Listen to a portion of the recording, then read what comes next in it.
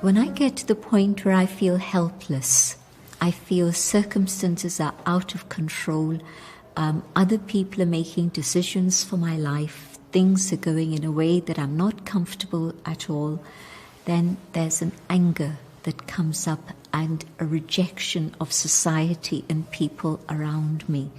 I feel I've been rejected, and so now I'm going to lash out.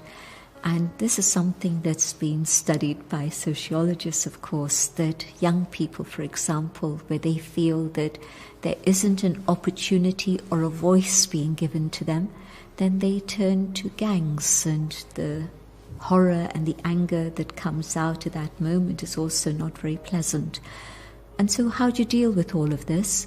Again, it's not by laws, but when a person decides that they want to do something about their own future, and they're not going to wait for somebody else to try and sort things out for them. When that moment comes, when I feel, let me do something about myself, I tap into my own inner reserves, and I find that inner power and inner strength with which to shift the things in my life.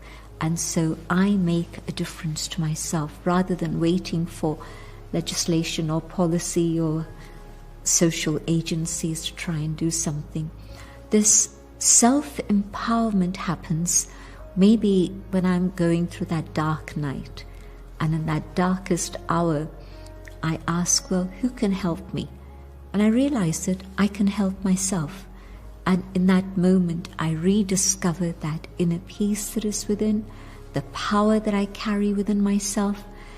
And I also come to realize that anger doesn't actually change a situation.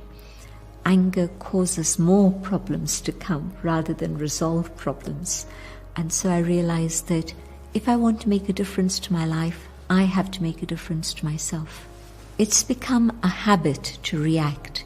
And every time I react, that particular pattern of behavior is reinforced, and it gets stronger and stronger, which is what I was sharing, that I'd seen myself getting more and more angry, and then it reached that tipping point where I didn't want it to carry on anymore.